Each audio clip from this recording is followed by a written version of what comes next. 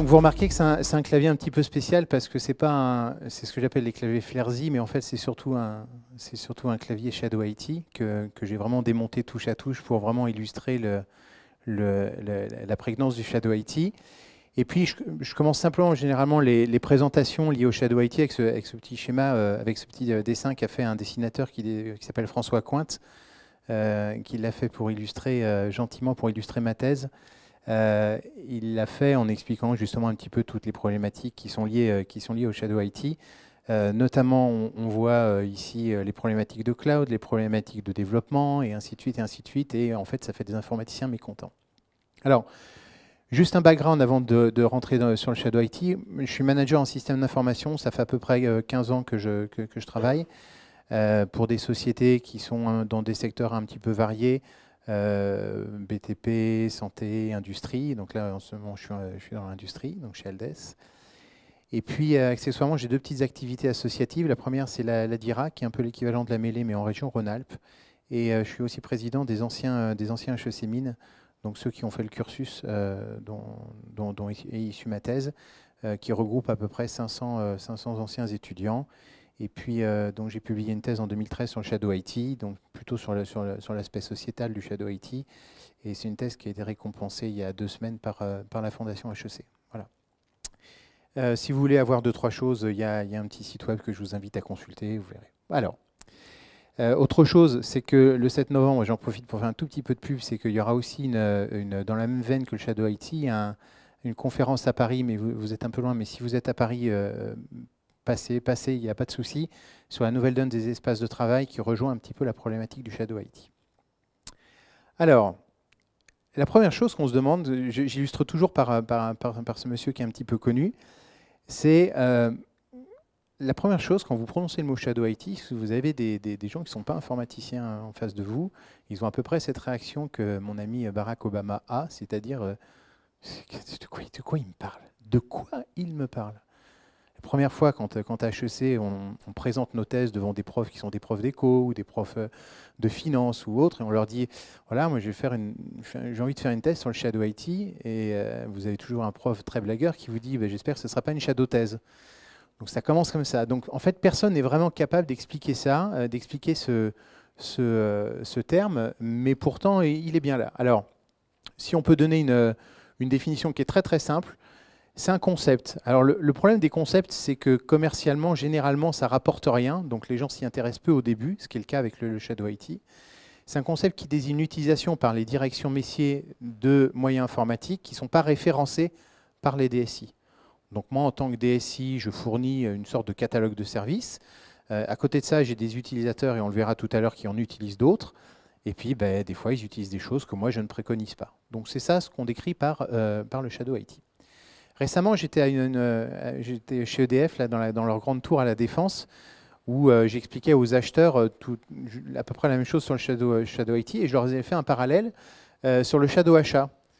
On est tous des acheteurs en puissance dans nos sociétés aussi. Le Shadow Achat, c'est pareil, c'est un concept qui désigne l'achat par les directions métiers de moyens ou de services non référencés par la direction des achats. Voilà. Donc autant vous vous dites le Shadow IT, c'est loin de chez moi, autant le Shadow Achat, vous voyez bien ce que ça représente, mais le Shadow IT, c'est exactement pareil. Alors, j'ai fait une enquête terrain qui a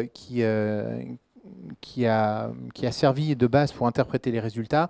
Il y a à peu près 130 réponses qui nous sont parvenues de managers en système d'information, avec un découpage qui est relativement représentatif. On a beaucoup de gens qui viennent de la DIRA, des anciens qui ont fait le cursus, et puis j'ai aussi pris des DSI qui sont sur LinkedIn pour voir un petit peu si les avis étaient les mêmes, que vous soyez en France, que vous soyez dans n'importe quel secteur, pour voir un petit peu si les résultats étaient différents. Les résultats, je dis tout de suite, ils sont à un pouillème près équivalent. Alors vous avez vu sur les plaquettes de Desirat, vous avez vu un petit chiffre qui s'appelle 32. Vous verrez tout à l'heure, ce n'est pas 32, c'est 31.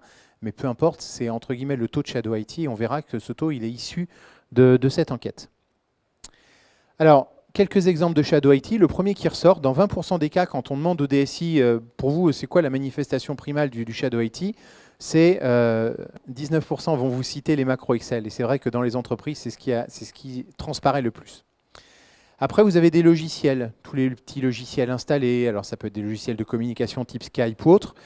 Mais voilà, les logiciels installés par les utilisateurs qui qui remplissent un besoin très précis sont aussi des manifestations du Shadow IT.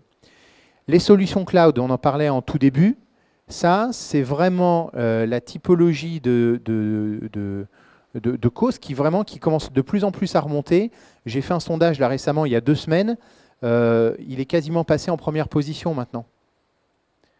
Qui connaît Doodle pour faire des rendez-vous? Vous avez beaucoup d'applications qui sont en mode SaaS, qui sont de plus en plus utilisées par les utilisateurs. Et puis derrière, alors ça c'est pour les grands groupes, type EDF, vous avez des ERP. Alors je ne dis pas qu'il y a des ERP cachés chez EDF, hein, dites pas ça.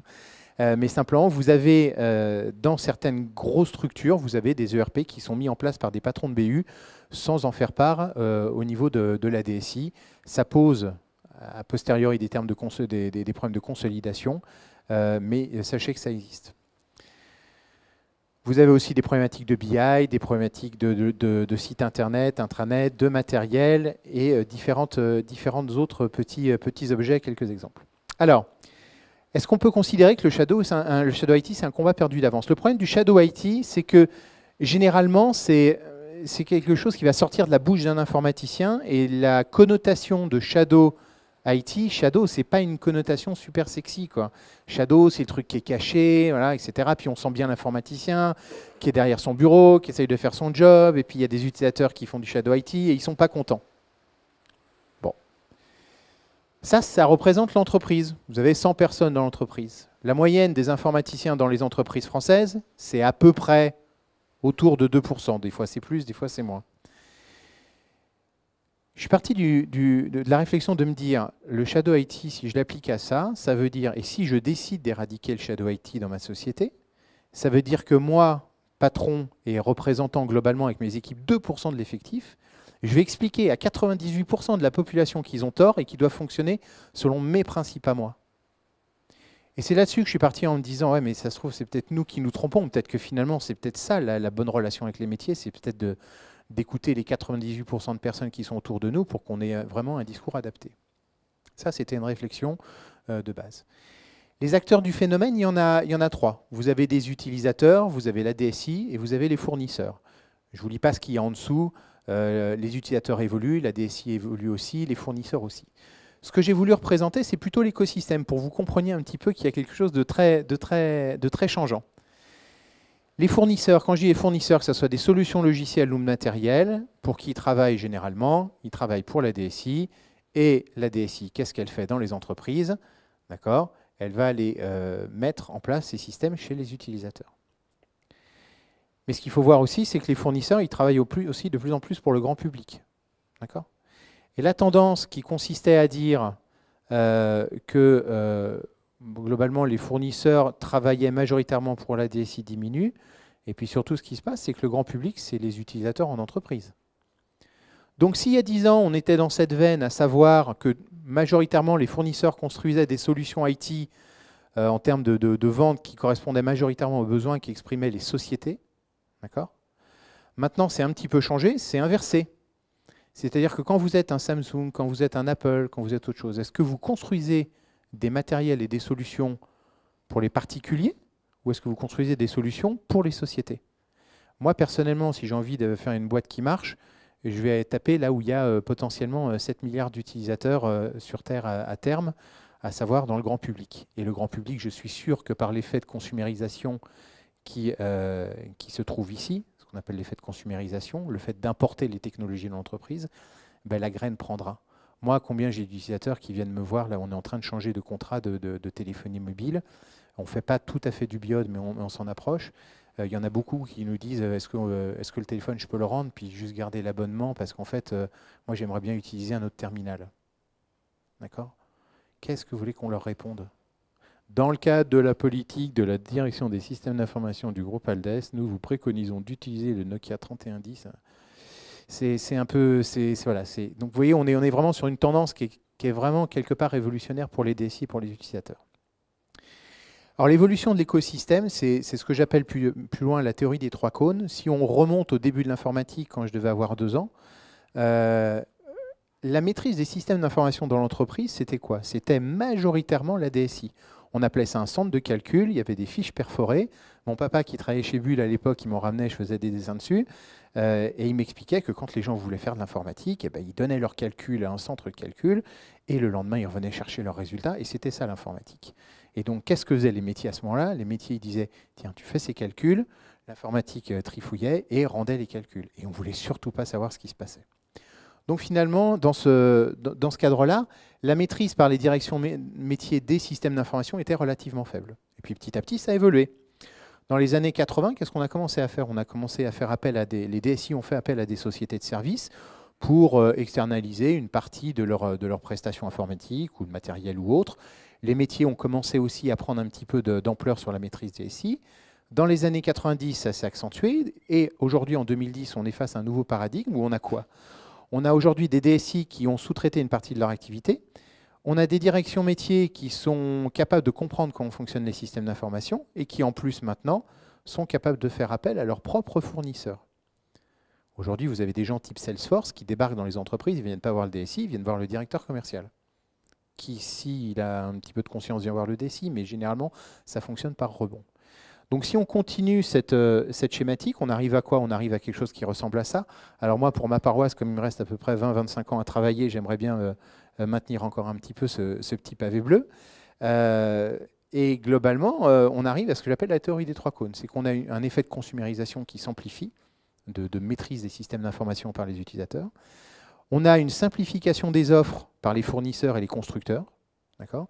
Et du coup, ça mène vers quoi? Vers un changement de paradigme de la DSI, où là, il va vraiment falloir que les directions des systèmes d'information se positionnent autrement que ce qu'elles ont l'habitude de se positionner aujourd'hui, si elles ne veulent pas disparaître. Alors, ça vous paraît des grands mots, des poncifs, etc.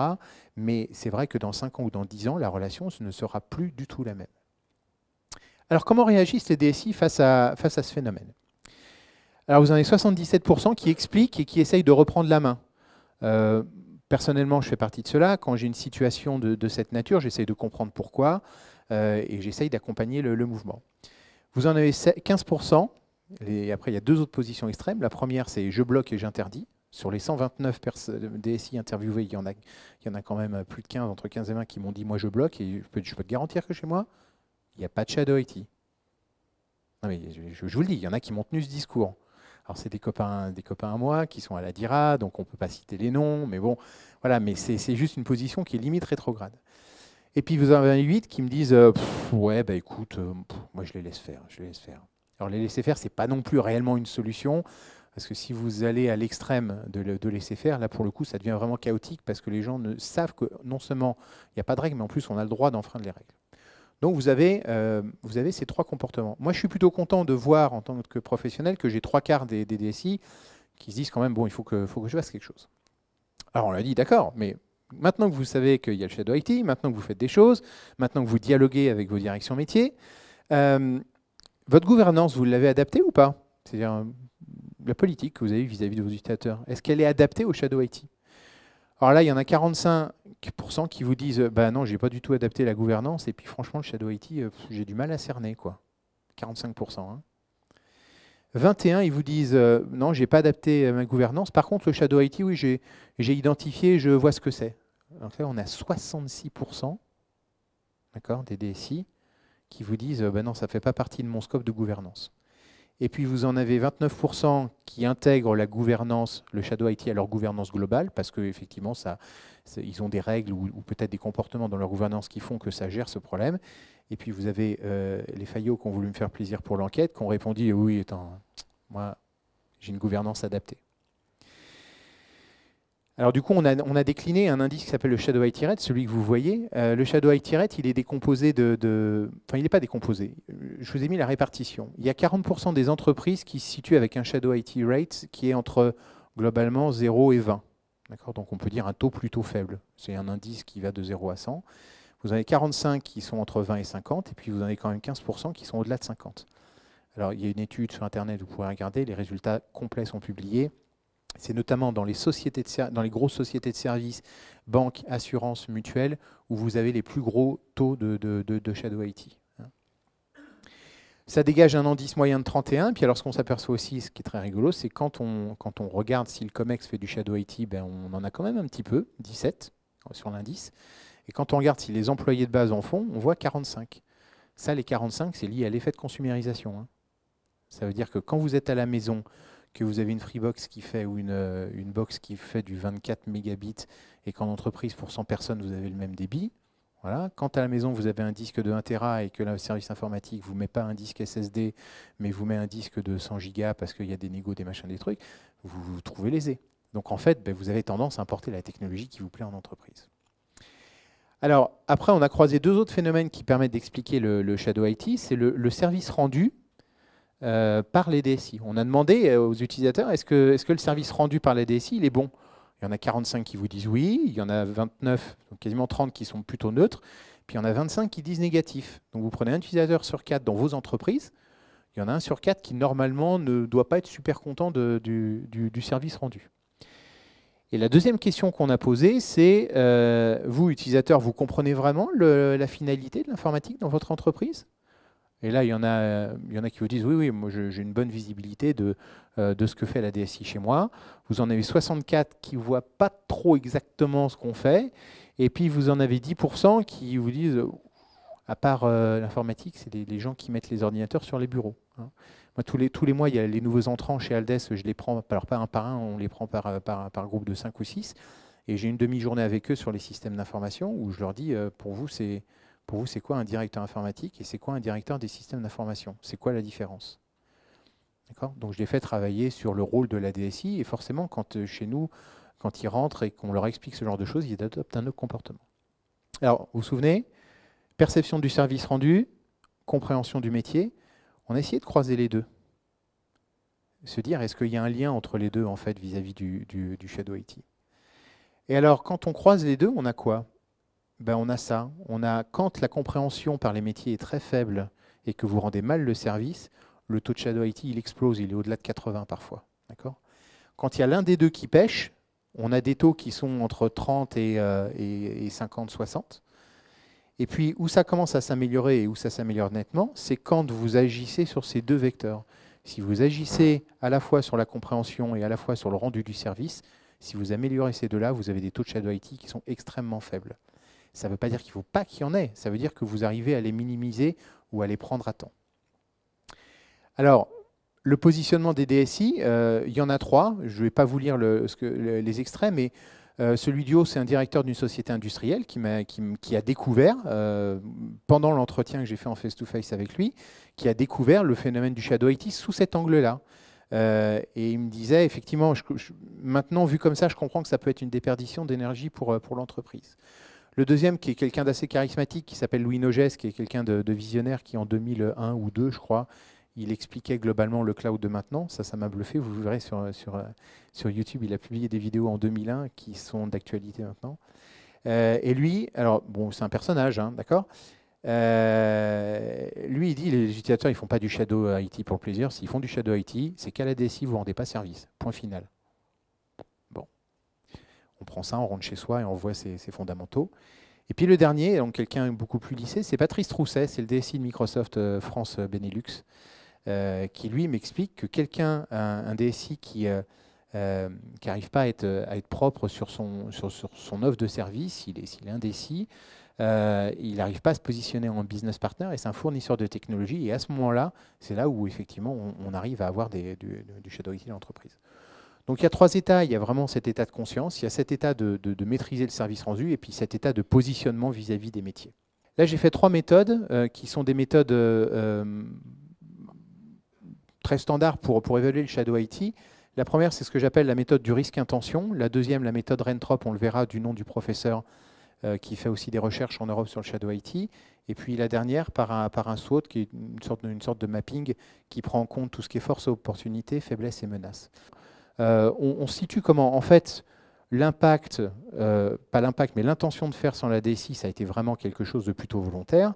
Et l'impact, il était plutôt, à mon sens, entre société et de service. Donc on se trouve dans une zone rouge qui est pour moi une zone de danger, à contrario de quelqu'un qui ne sait pas qu'il n'a pas le droit de faire de macro Excel et qui fait ça juste pour gérer, je dis n'importe quoi, les heures qui passent sur un projet, lui, personnellement, on voit bien qu'on n'est pas tout à fait sur le même scope. Et en fait, en colonne, que ça soit involontaire, neutre ou volontaire, Ben ça fait appel à 3 phénomènes. Le premier, ça relève de l'éducation. Vous ne pouvez pas engueuler quelqu'un qui fait du shadow IT parce que vous ne lui avez pas expliqué les règles. Le deuxième, c'est si vous avez un doute, ben ça s'appelle de la communication. Et le troisième, et il faut avoir le courage de le faire, c'est que si c'est volontaire et c'est fait pour contrecarrer les règles de l'entreprise, ça relève d'un manquement à la discipline. D'accord ? Ça, c'était la première méthode. La deuxième méthode, c'est la méthode d'un professeur qui s'appelle Christopher Rentrop, qui est un professeur que j'ai été voir dans le cadre de mes recherches, qui habite à Constance, magnifique bourgade du sud de l'Allemagne au bord d'un lac non moins magnifique. Et on a travaillé 2-3 jours, alors avec mes 129 résultats et lui avec sa méthodologie, et on a positionné pas mal on a bien avancé sur le sujet. Et lui, il fait quoi?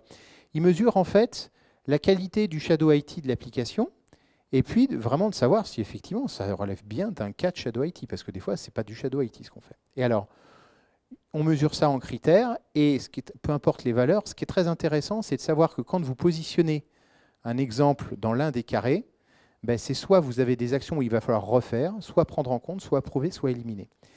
Pourquoi moi, DSI, je n'approuverai pas un logiciel qui marche super bien, qui respecte toutes les règles de l'entreprise, d'accord ? Et qui rend service au métier. Pourquoi je ne le ferai pas? Parce que ce n'est pas moi qui l'ai inventé. Entre guillemets, c'est stupide d'avoir cette attitude. Par contre, quand l'applicatif est pas bon et qu'en plus, c'est quelque chose qui est ni fait ni à faire en termes d'IT process, là, effectivement, il faut vraiment qu'on le refasse. Donc, en fait, quand vous cartographiez l'ensemble des instances de Shadow IT que vous avez dans les cadres, ça vous permet aussi de prendre des actions. Okay, ça, c'est la deuxième méthode. Et puis la troisième méthode, qui est un petit peu dérivée du SWOT, c'est pour une instance de Shadow IT, vous examinez les menaces que vous avez vis-à-vis de cet applicatif et les faiblesses de cet applicatif. Et puis d'un autre côté, les forces et les opportunités que ça vous apporte. D'accord ? Et là, le reporting commercial, vous le voyez, il est plutôt positionné ici. Donc, on se dit que c'est limite, parce que c'est vrai, finalement, ça apporte une certaine forme de force et d'opportunité. Ça permet d'anticiper le business dans le cadre de ce que je vous ai montré. Ça permet de savoir si on en avance en facturation, si on en avance sur le carnet de commandes, sans attendre la fin du mois. Donc, ça nous donne un avantage. Donc, pourquoi on ne le ferait pas? En termes de menaces et d'opportunités, c'est sûr que là, on a un petit souci, c'est qu'il y a beaucoup de menaces et beaucoup de faiblesses dans l'applicatif. Et là, pareil, vous avez 4 zones où il faut légaliser. Là, c'est des zones qui sont plutôt risquées. Là, c'est des zones qui sont sans attrait et ici, qui présentent trop d'inconvénients. Donc, je l'ai fait pour quelques applicatifs que vous pouvez connaître. Globalement, Salesforce, vous le positionnez ici. Un Doodle, tout le monde connaît Doodle, hein, pour prendre des rendez-vous à plusieurs, etc. Pas préconisé par la DSI, mais ça rend super service. Prezi, qui est une sorte de PowerPoint pareil. Les downloads.free.fr, c'est limite parce qu'au niveau sécurité, on n'est pas très bien. Par contre, en termes de service rendu, on est pas mal. Et puis, vous avez ici des petits... Alors, j'ai mis volontairement un site marchand et une appli logistique parce que c'est des DSI qui m'ont cité ce cas où vous aviez des sites marchands qui étaient développés en loose day sans en parler à la DSI. Voilà. Donc, quand vous avez cartographié tout ça, ben, ça vous permet d'avoir une première approche du Shadow IT dans votre entreprise et puis de savoir ce que vous faites. Alors, on revient à Barak, il ne me reste plus que 5 minutes. La deuxième question que je me pose après me dire mais pourquoi il me parle de ça? La deuxième chose que je me dis, c'est pourquoi moi, patron d'une boutique, je devrais me soucier du Shadow IT? Alors en substance, je vous ai un peu défloré le suspense, mais vous l'aurez compris. Ce qu'on a vu dans cette explication, c'est que plus on a un taux de Shadow IT qui grimpe, d'accord, plus on fait plaisir aux utilisateurs parce qu'on leur laisse les portes ouvertes. Mais d'un autre côté, le problème, c'est que la maîtrise du système d'information, ben, il est en chute libre. Donc, l'idéal, ce serait quelque part de trouver une certaine forme d'équilibre et de se dire, ben voilà, il faut qu'on se mette un petit peu au milieu, mais il faut trouver le juste curseur et qui peut dépendre en fonction de la société. Et alors, ce qu'il y a ici, moi j'appelle ça de l'innovation utilisateur, parce que vous leur laissez ce pouvoir créatif. Quand vous êtes en entreprise, est-ce que vous venez pour travailler... Il n'y a rien de péjoratif dans ce que je dis. Hein. Est-ce que vous venez pour travailler comme un ouvrier de bureau qui fait son travail ou est-ce que vous venez pour apporter une certaine forme de création de valeur pour votre entreprise et d'épanouissement personnel? Aujourd'hui, les gens, s'ils viennent en entreprise, hormis le fait de subvenir à leurs besoins, il faut qu'ils y trouvent un accomplissement. Et cet accomplissement passe par cette capacité de donner à l'utilisateur des capacités d'innover avec des outils. Et de l'autre côté, ben, c'est ce qu'on appelle le désalignement IT, donc quelque part le désalignement de l'entreprise. Donc vous voyez, c'est un juste milieu entre les deux à trouver. C'est vraiment pas facile. Alors, comment faire? Pour moi, essentiellement, tout passe par ce que j'appelle une collaboration plus étroite. C'est que d'un côté, la DSI ne doit pas ignorer le phénomène, ça c'est clair, et puis elle doit accepter aussi la nouveauté. Ça veut dire quand vous avez des utilisateurs qui arrivent, ce n'est pas la peine de les forcer. Je parle souvent de l'effet judo. Je ne sais pas s'il y a des gens qui font du judo dans la salle, mais quand vous avez un adversaire qui vient vers vous, en fait, vous avez deux façons de faire. La façon qui n'est pas la façon judo, c'est vous essayez de faire le mur et s'il est plus fort que vous, ça ne passe pas. Ou alors, s'il est vraiment plus fort que vous, 98%, 2%, ben vous faites semblant de l'accompagner dans sa démarche, entre guillemets. Donc, c'est vous amortissez le choc. Et puis finalement, avec des petits gestes de tous les jours, vous arrivez à le recadrer à peu près dans la direction où vous voulez. D'accord. Donc c'est plutôt cette image que j'aime employer pour le fait d'accepter la nouveauté. Mais d'un autre côté, au niveau des directions métiers, il y a aussi autre chose, c'est qu'effectivement, il ne faut pas que les directions métiers abusent de ce principe de création de valeur, et puis surtout qu'elles acceptent le minimum des règles qui sont faites par la DSI. Maintenant qu'on a bien décrit le phénomène du shadow IT, on va essayer de créer un petit peu de valeur pour l'entreprise et de donner de la lumière au business, chose que les gens de Desirad essayent de faire au quotidien, je crois. Voilà. Je vous remercie.